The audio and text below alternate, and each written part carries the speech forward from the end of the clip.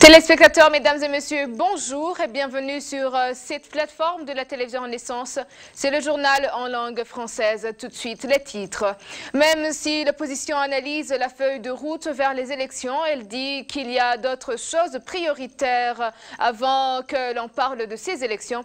Vous allez suivre dans ce journal le professeur Charles Nditije. Le Burundi est classé parmi les pays fragiles. Un rapport des experts économistes montre en détail pourquoi le Burundi et dans cette famille malheureuse. Hors de nos frontières, une révélation de ce jeudi du site d'investigation Mediapart risque de relancer l'enquête sur le rôle de la France dans le génocide des Tutsis au Rwanda. Encore une fois, bienvenue, page politique pour commencer ce journal. Même si l'opposition analyse la feuille de route vers les élections, elle dit qu'il y a d'autres choses prioritaires avant que l'on parle de ces élections. Pour professeur Charles Nditije revient sur le rétablissement des libertés publiques, le retour des réfugiés et la réhabilitation des médias détruits. Il regrette que le gouvernement n'ait toujours pas la bonne foi pour vider la question du Burundi. On l'écoute. On a comme l'impression que la médiation et facilitation met en avant la feuille de route pour les élections de 2020. On ne peut pas y avoir des élections s'il n'y a pas les conditions favorables. Et ces conditions favorables commencent par le cadre légal. Et ce cadre légal, c'est l'accord d'Arusha et la Constitution qui permettent les élections tant soit peu crédibles et inclusives. Ces conditions ne sont pas là. C'est également les conditions de sécurité qui passent par créer et mettre en avant une politique du retour des leaders politiques, de l'opposition, de la société civile, mais également de tous les réfugiés, qui passent par le démantèlement de la mise Imbonerakure pour que tout le monde se sente en sécurité, pour que les partis politiques puissent également fonctionner normalement, les médias aussi, parce que ça fait partie d'un cadre qui permette d'alerter l'opinion quand il y a des bavures, quand il y a des restrictions au niveau des libertés des hommes politiques. Et tout cela n'y est pas. Et nous avions souhaité aussi que nous puissions effectivement discuter de tout cela avec le gouvernement. Malheureusement, le gouvernement a encore une fois brillé par son absence. Et on négocie à deux, donc en clair, il n'y a pas de négociation. Donc le gouvernement vient de montrer à la face du monde qu'il n'entend pas négocier et qu'il entend poursuivre sa marche forcée vers les élections de 2020. Nous avons démontré que cela est dû non seulement au manque de volonté du gouvernement de Bujumbura, mais également parce que les chefs d'État de la sous-région n'ont pas appuyé la facilitation, n'ont pas suffisamment mis de pression sur le pouvoir de Bujumbura et quelque part ils emportent également une responsabilité. Donc nous disons il n'y a pas de négociation en vue, alors que faire? Nous avons dit prenez acte de votre échec et par conséquent déposez éventuellement au tablier pour que les autres puissent prendre la relève, parce que parler dans le 5e round en dernier alors qu'il n'y a jamais eu de négociation, on ne s'est jamais assis ensemble pour discuter de tous les points à l'agenda. Donc quelque part, s'il y a un 5e dernier round, ça veut dire que la sous-région va déposer le tablier et nous allons demander à ce qu'il y ait la relève, que ce soit l'Union africaine ou les Nations Unies. Le parti Parena rejoint d'autres partis de l'opposition. Il est quasiment impossible de travailler sur les deux documents que le facilitateur leur a présentés, surtout qu'ils ont été élaborés par la partie gouvernementale absente dans ces pourparlers. Suivez Zenon Nimouona. La proposition de mise en commun des feuilles de route de Kayanza et d'Entebbe n'a de sens que quand les partis ont envie de produire un document unique qui a la valeur d'un accord historique. Maintenant que les partis ne parviennent pas à s'asseoir ensemble pour en produire, faire une synthèse des deux feuilles n'a pas de sens parce que ça s'adresse à qui? Pour en faire quoi? Ce n'est pas une perte de temps comme telle, parce que dans un système de négociation, quand une partie ne se présente pas, c'est également un message. Et donc un message compte dans le processus. La balle, effectivement, dans le cadre de la médiation, parce qu'il y avait médiation, il y a eu médiation parce qu'il y avait un problème. Le problème n'est pas résolu. C'est un échec à la médiation et à la médiation de trouver une issue parce que elle exerçait le rôle au nom de l'OIUA et au nom de l'ONU. À elle de remettre sa délégation de pouvoir au mandat et à ceux-là, ils décideront. Et le mouvement des femmes et filles pour la paix et la sécurité au Burundi estime que les chefs d'État de l'EAC n'ont pleinement joué leur rôle de soutenir la médiation dans son processus de paix du Burundi. Suivez Louise Wadichako. Nous sommes là pour donner nos contributions en tant que femmes. Nous sommes aussi là pour veiller à ce que la solution qui va être trouvée, c'est une solution qui privilégie principalement l'intérêt du Burundi et des Burundais.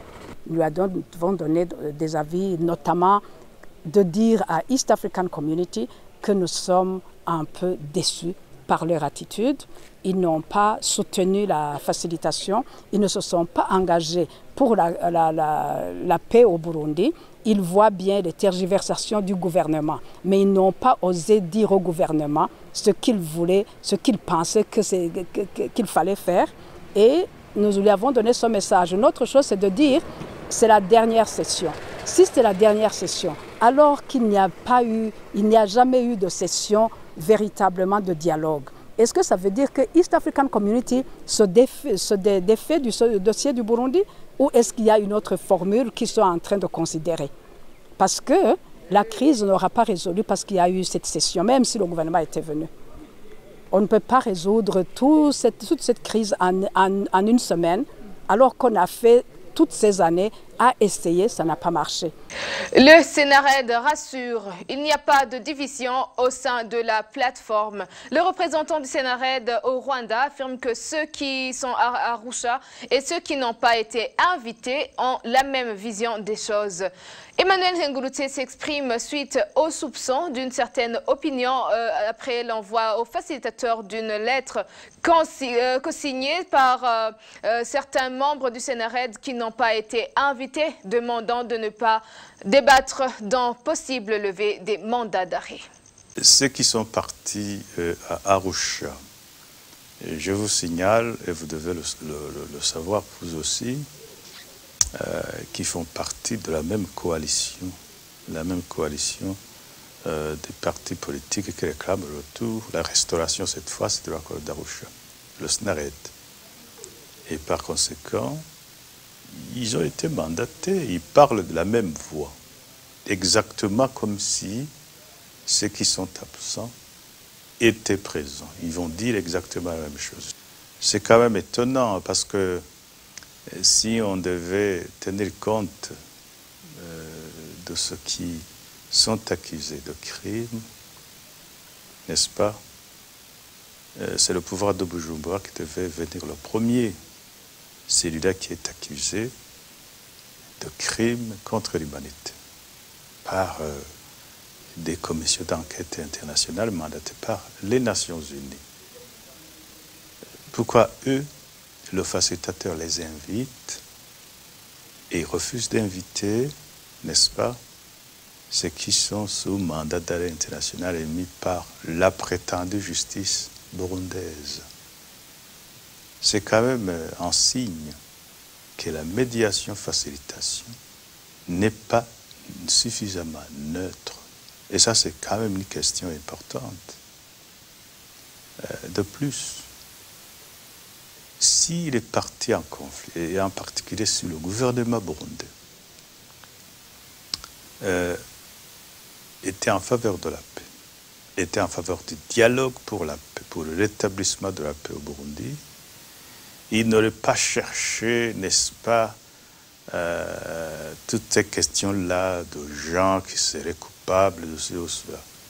Parce qu'à part que lui-même il est coupable, deuxième chose, il faut se rappeler de l'histoire burundaise. Pierre Nkurunziza, qui est le chef de ce gouvernement fantoche, lui, il était accusé et même condamné à mort pour avoir posé des mines dans la ville de Bujumbura, lesquelles mines ont emporté beaucoup de vies humaines. Et pourtant, le pouvoir du temps des négociations de l'accord d'Arusha n'ont pas tenu compte de ça. Ils ont dit, bon, on abandonne ça un peu et on va négocier pour la paix. On reviendra à la justice lorsque la paix sera de retour au bon. Il oublie trop vite. Et oublier l'histoire, ce n'est pas bon, parce qu'elle vous rattrape. Ceux qui sont à Arusha devraient rentrer illico car ils n'ont rien à faire là-bas. C'est le point de vue de Jean-Marie Vianney Hichburundi, président de l'Association des journalistes burundais en exil, AJBE. Selon lui, un dialogue suppose la présence de deux parties. L'absence du gouvernement à Arusha suppose que rien ne sortira de la session. On l'écoute. Depuis le début de ce dialogue interburundais, il y a eu un problème autour de la médiation, au niveau de la médiation, de réunir autour d'une même table pour négocier les parties en conflit, de les réunir sur une même table pour négocier les vrais problèmes qui hantent le Burundi, les vrais problèmes de sécurité, depuis le début de ce dialogue interburundais. Pour le moment, le gouvernement du Burundi et le parti au pouvoir CNDD-FDD ont boycotté ce dernier round de négociations qui apparemment, on dit que c'est le dernier round, et apparemment il n'y a pas eu d'autres rounds. On dit que c'est le 5e round, mais on n'a pas vu le premier, le 2e, le 3e et le 4e round. Et pour nous, c'est regrettable que le gouvernement et le parti CNDD-FDD boycottent ce round de dialogue, ce round de pourparlers interburundais. Mais en même temps, nous trouvons inopportun que les partis d'opposition restent en Tanzanie pour, soi-disant, dialoguer ou échanger sur une feuille de route, un rapport avec les élections de 2020. À mon avis, ces partis d'opposition, les représentants de ces partis d'opposition devaient aussi rentrer. Parce que ce qu'ils sont en train de faire pour le moment, ça n'engage qu'eux-mêmes. Et le gouvernement de Burundi, par l'intermédiaire de son porte-parole, qui est en même temps le secrétaire général du gouvernement, a déjà déclaré qu'ils ne reconnaîtront pas les résultats de ces pourparlers. Moi, je ne peux pas dire que c'est un pourparlers. Moi, je considère que ce sont des simples consultations qui n'aboutiront en rien. C'est pourquoi, à mon avis, ces représentants des partis d'opposition qui sont restés en Tanzanie seuls, en train de monologuer, devaient en principe rentrer, ne devaient pas rester en Tanzanie, parce que de toute façon, ce qu'ils sont en train de faire n'aboutiront à aucun résultat. Le gouvernement de son côté dit que la facilitation n'a pas voulu respecter ses propositions de reporter ses pourparlers en novembre parce que le gouvernement considère que le mois d'octobre est un mois de deuil. Prosper Naogwami, porte-parole du gouvernement, dit que l'État burundais ne devrait pas faire autrement. Je vous prie de le suivre. Le gouvernement de la République du Burundi avait adressé une note verbale à la facilitation pour lui exprimer 3 préoccupations.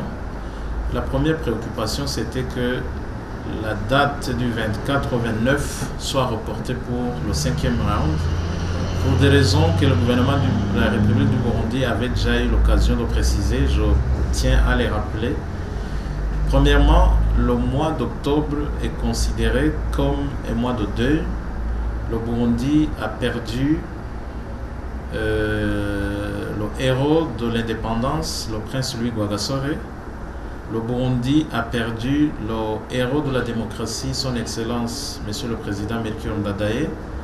Alors le Burundi estime que ce mois n'est pas propice pour des débats d'ordre politique puisque c'est un mois de deuil. Ça, c'était la première préoccupation que le gouvernement du Burundi avait exprimée aux facilitateurs. Le deuxième point, c'était que le Burundi avait proposé à la médiation de préciser l'ordre du jour. Et le gouvernement de la République du Burundi ne s'est pas arrêté à son niveau. Il a même fait une proposition comme ordre du jour, c'est-à-dire les modalités pratiques de mise en application de la feuille de route signée convenue entre les partis politiques et les politiciens qui s'étaient rencontrés à Kayanza dernièrement. C'était ça la proposition du gouvernement du Burundi. La troisième proposition du gouvernement du Burundi, c'était communiquer à temps la liste des invités au 5e forum. Alors, il est vrai que la facilitation a répondu, mais la réponse donnée ne fait pas suite aux trois préoccupations du Burundi. La première preuve, c'est que ce round se tient sans respecter les propositions. Et puis, autre chose, si le facilitateur estime, en mettant en balance le fait que, puisque les arguments avancés, la facilitation a dit qu'il serait difficile de reporter ces dates, puisqu'il avait déjà émis les invitations et la facilitation avait déjà aussi fait des réservations d'hôtels. Alors, en mettant sur la balance, si la facilitation estime que le fait d'envoyer les invitations, le fait de faire des réservations et les trois propositions du gouvernement du Burundi, s'il les met sur les balances et trouve qu'elle peut faire le 5e round de négociation avec ou sans le gouvernement du Burundi, je pense que le gouvernement du Burundi n'est pas mieux placé pour se mettre à la place de la facilitation. La facilitation, c'est ce qu'elle fait. Les représentants du régime Nkurunziza s'en prennent aux gens sans distinction aucune. Ce jeudi, le représentant du Burundi aux Nations Unies, Albert Shingiro, a menacé la commission d'enquête sur le Burundi lors d'une réunion de la 3e commission de l'Assemblée générale à New York. Ces menaces faisaient état d'une poursuite judiciaire des membres de la commission d'enquête. Cependant, la haute commissaire des Nations Unies aux droits de l'homme, Michelle Bachelet, a vite réagi, demandant à Albert Shingiro de retirer ses propos qu'elle a jugés regrettables. Michelle Bachelet Albert Shingiro a poursuivi dans son langage que Bachelet a qualifié le grossier que le président de la commission de Doudienne est comparé à un participant au commerce des esclaves. Une honte pour ce diplomate de Bujumbura selon cette haute personnalité des Nations Unies. Le Burundi est classé parmi les pays fragiles. Un rapport des experts économistes montre en détail pourquoi le Burundi est dans cette famille malheureuse. Il s'agit notamment de son histoire sombre qui a été caractérisée par des violences cycliques. Certaines initiatives ont été faites dans le but de couper court à ces violences, comme la signature de l'accord d'Arusha qui s'est heurté malheureusement à l'anarchie qui a suivi comme mode de gouvernance, soutenu par les responsables du gouvernement du rapport de ces experts, avec Révérien Badikamne. Le classement dans cette catégorie des pays fragiles dépend d'un certain nombre de critères, principalement un environnement politique malsain. Dans ce rapport des experts économistes, tous les secteurs se montrent complémentaires pour former un État équilibré. Selon les données de la Banque mondiale de 2016, le Burundi a largement baissé ses réserves de change suite à la faible capacité d'importation qui a chuté considérablement depuis 2015. Cependant, le travail de ces experts va loin au début de l'indépendance du Burundi, à partir duquel a commencé des guerres civiles, souvent déclenchées par des coups d'État. Chaque fois, le secteur le plus touché est l'économie nationale, base de la stabilité du pays. Ils utilisent la crise de 1993 qui a duré longtemps et qui a largement affecté les secteurs de la vie du pays. Ces experts montrent que les cycles de violence qui secouent le pays résultent en grande partie du refus des élites politiques et de l'État lui-même de s'attaquer aux racines des violences depuis les premières années de l'indépendance du Burundi. Ils évoquent les modes de gouvernance inappropriés et l'impunité qui en suit. Ces deux aspects sont épinglés comme les sources de conflits de la fragilité sous examen. C'est pour cette raison qu'aujourd'hui, les Burundais retournent à la référence de l'accord d'Arusha qui a pu guider le pays au moins quelques années en guise de la solution pour le retour à la paix. S'agissant de la persistance de cette fragilité de l'État burundais, ils reviennent sur les élites politiques actuelles dont la plupart sont issues des familles et des victimes des crises cycliques qui ont envahi le pays depuis 1965, qui ont gardé un esprit de vengeance, d'où des milliers, des centaines ont fui le pays, toutes les catégories confondues, surtout des catégories des principaux producteurs du pays. Au moins 1200 Burundais ont été tués selon ce rapport, d'autres croupissent dans des prisons. Dans tout cela, ce sont les institutions de l'État qui sont citées dans les différents rapports locaux et internationaux. Un autre facteur non moins négligeable pour le Burundi est le divorce avec la puissance coloniale qui est la Belgique, puis avec la communauté de l'Union européenne qui a fermé son robinet pour le Burundi. C'est cette communauté qui finançait avant, directement ou indirectement, le gros du budget de l'État burundais. L'assèchement de l'aide extérieure a entraîné une dévaluation massive du franc burundais. Le dollar américain qui se changeait à 1700 francs burundais avant de 2015, il se négocie maintenant à environ 2750 francs burundais, d'où une dévaluation de la monnaie burundaise à plus de 62%. Les experts estiment que la fragilité de l'État burundais est due encore à l'égoïsme des élites politiques qui serveraient les intérêts personnels plutôt que ceux de la population en général. L'illustration qu'ils donnent est les civils comme les membres des corps de sécurité réputés pour des professionnels mais qui sont écartés par le système CNDD-FDD. Il cède les postes à des personnes ayant une capacité limitée. Le parti présidentiel a certes l'intention de récompenser ses militants pour les loyautés, mais surtout pour s'assurer que l'administration est dans leurs mains. Cette irresponsabilité du gouvernement conduit le pays à un affaiblissement généralisé des institutions de l'État et une corruption hautement organisée. Il compare le produit intérieur brut du Burundi de la période de 2004 à 2014 qui était de 4,1%, tandis que le Rwanda a connu un PIB de 9,7% dans la période de 1995 à 2014. Ce taux du Burundi est également inférieur aux autres pays africains qui ont connu des moments de conflit comme la Sierra Leone qui était à 7,5%. Le Mozambique avait 7,4%. Ces experts économistes concluent dans leur rapport que le Burundi a besoin d'une justice qui était prévue par l'accord d'Arusha en vue de réglementer d'autres secteurs de la vie du Burundi. Il recommande que des acteurs internationaux pourraient être de bons acteurs pour faire avancer le pays. Ceux-ci travailleraient de mèche avec la communauté de l'Afrique de l'Est qui a une forte influence sur les dirigeants du Burundi. L'objectif serait de contraindre les dirigeants burundais à adopter une feuille de route pour la paix et le développement. Cette dernière devrait toutefois se référer à l'accord d'Arusha. Dans le cadre de la synergie des médias Radio Inzamba, Agate Kakawe, Radio RPA et la Télé Renaissance, Patrick Mitabaro de la Radio Inzamba a voulu en savoir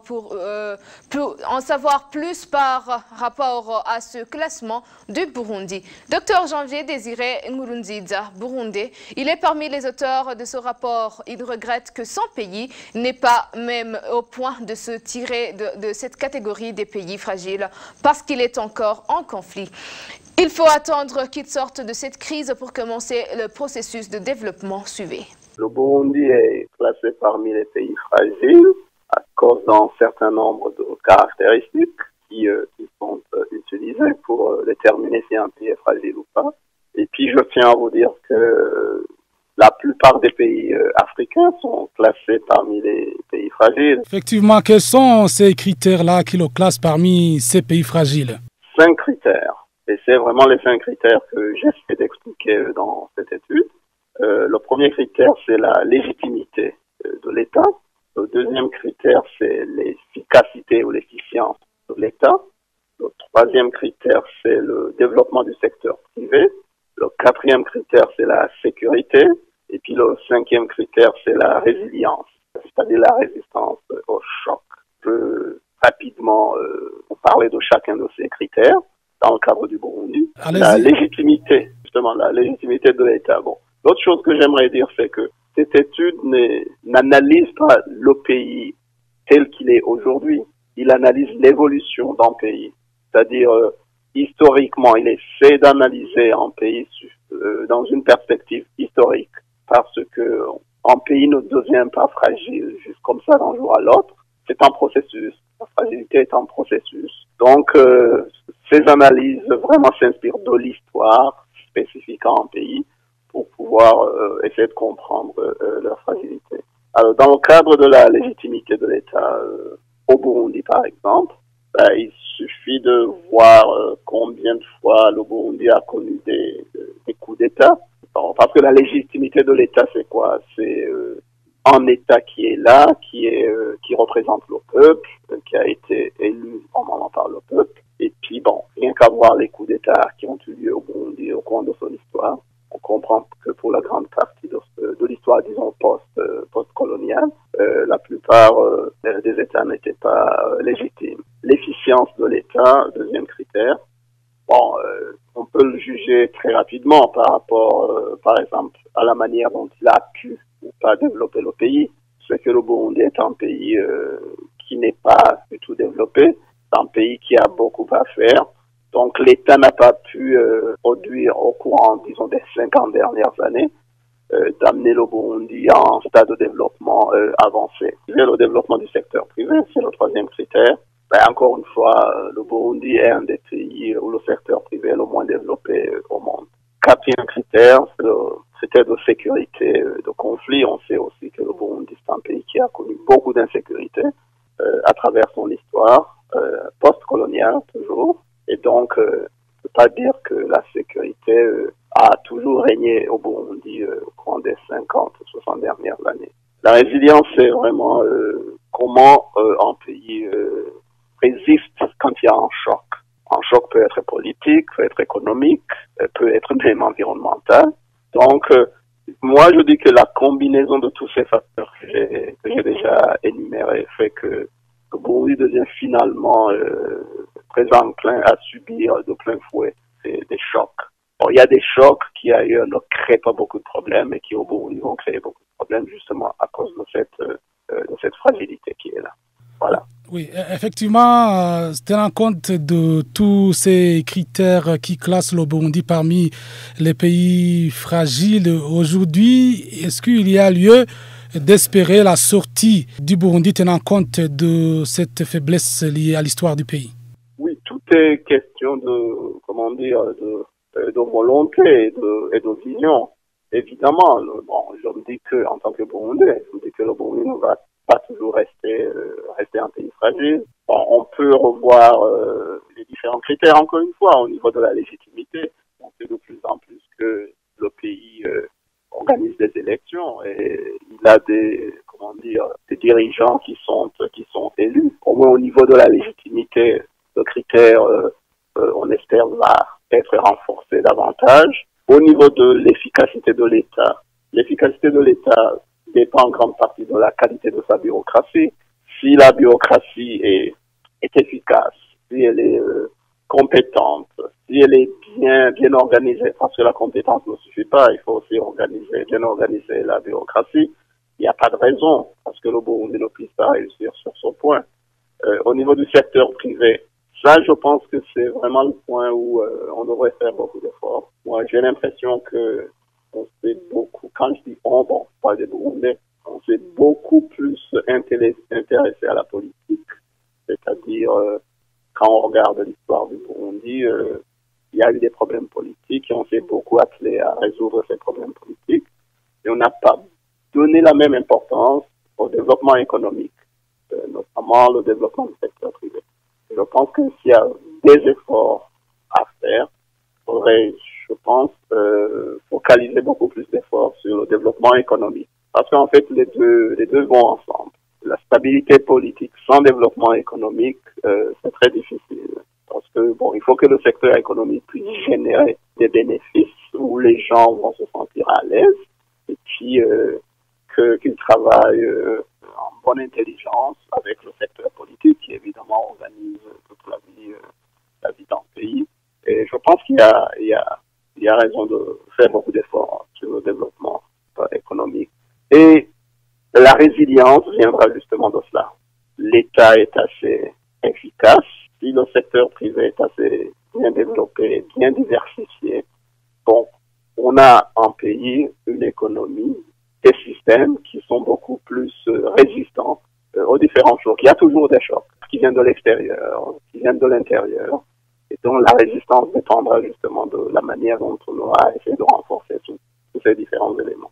Effectivement, le Burundi a connu beaucoup de crises politiques qui ont impacté justement sur le développement du pays. Quels, selon vous, les atouts dont dispose le pays, le Burundi, pour s'en sortir? Le Burundi a beaucoup, il a beaucoup d'atouts. D'abord, pour moi, c'est un pays où les gens quand même travaillent beaucoup. Là, je parle des gens des fonds des campagnes, des gens qui sont très travailleurs. Moi, je pense que si ces gens, on les laisse travailler, ils vont travailler, c'est ce qu'ils ont fait depuis longtemps. C'est des gens qui se débrouillent. Le Burundi a quand même des intellectuels maintenant un peu dispersés à travers le monde qui peuvent relever le défi s'ils étaient sollicités.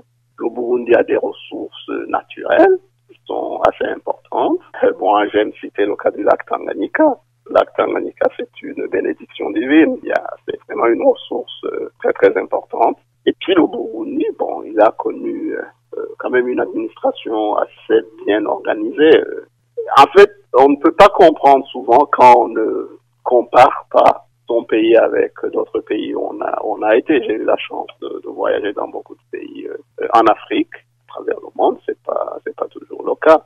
Donc moi, je préfère aussi voir le Burundi sous l'angle positif, sans nécessairement dire c'est l'Eldorado. Le Burundi, c'est pas l'Eldorado. L'Eldorado n'existe pas sur cette terre.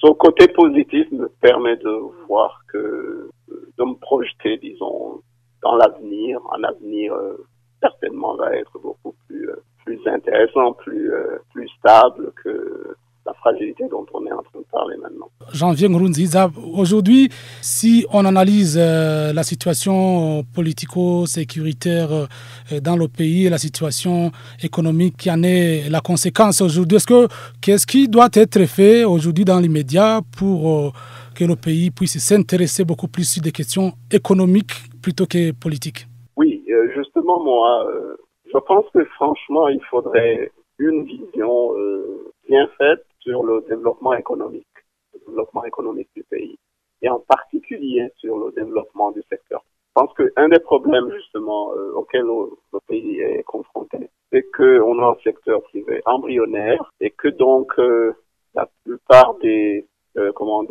dividendes, des rentes, si j'utilise un mot qu'on utilise beaucoup dans la littérature, viennent du secteur politique.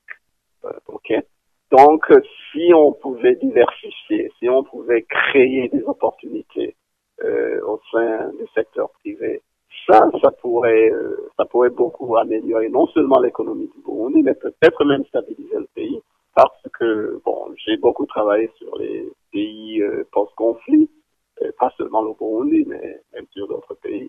C'est très très important quand on sort d'un conflit comme ça. Il faut avoir un dividende économique. Il faut que les gens puissent sentir que la guerre, ça ne paye pas, qu'il y a des choses qui payent mieux et des choses qui sont beaucoup plus intéressantes au niveau économique, je veux dire. Et c'est ça le développement du secteur privé. Si on sait qu'on peut aller dans le secteur privé, s'épanouir et puis pouvoir avancer, se réaliser, oui, cela va pousser beaucoup de Burundais peut-être à s'intéresser de moins en moins à certaines pratiques qui ne sont pas nécessairement les bonnes pratiques, et puis aller faire leur vie, leur carrière dans le secteur privé, et puis le développement économique va en découler. Janvier Nkurunziza, je rappelle que vous êtes économiste. Merci beaucoup. Oui, merci à vous. Page internationale pour clore ce journal. Une révélation de ce jeudi du site d'investigation Mediapart risque de relancer l'enquête sur le rôle de la France dans le génocide des Tutsis au Rwanda. Il s'agit sur la passivité de l'armée française lors des massacres de Wisesero entre le 27 et 30 juin 1994. Dans cette dernière, le colonel Jacques Rosier, chef des opérations spéciales françaises, reçoit de l'un de ses hommes une information sur les violences en cours dans les collines de Wisesero. Et pourtant, le colonel reste indifférent. Le point avec Thierry Wiglindavier. Dans cette vidéo publiée ce jeudi 25 octobre par Mediapart, un sergent-chef de l'armée française tente d'alerter son supérieur, le patron de la force spéciale française, le colonel Jacques Rosier, sur le massacre de Tutsis à l'ouest du pays dans les collines de Wisesero. C'était le 28 juin 1994. Il faut voir, hier on était, je ne sais plus quel patelin, il y a eu des battues toute la journée dans les collines, des maisons qui flambaient de partout, des mecs se trimballaient avec des morceaux de chair arrachés, enfin bon. Le sergent-chef rapportait à son chef, je cite, « Hier, on était dans je ne sais quel village, pas loin d'ici, il y a eu des battues toute la journée dans les collines. Les maisons qui flambaient de partout. Son interlocuteur n'a montré aucun signe d'empathie envers la population de Bisesero. Une attitude qui ne trompe pas sur la passivité de l'armée française, selon Mediapart.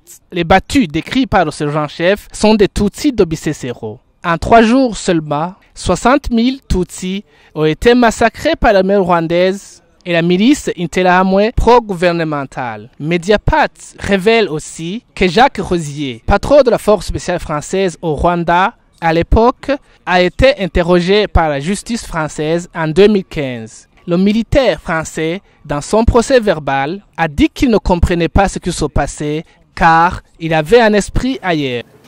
C'est vrai qu'en revoyant aujourd'hui cette scène, il me paraît incroyable de ne pas avoir réagi à l'information. En France, plusieurs organisations de la défense des droits de l'homme accusent les militaires français d'avoir sciemment tardé d'intervenir à Bisesero. La hiérarchie militaire a toujours affirmé n'avoir eu connaissance de la situation à Bisesero que le 30 juin 1994, soit 3 jours après le début des massacres. Mais cette révélation de Mediapart montre que l'armée française était bel et bien au courant dès le 28 juin 1994, soit une journée après le début des massacres. C'est par ici que s'achève notre journal. Merci de nous avoir suivis. À la prochaine édition.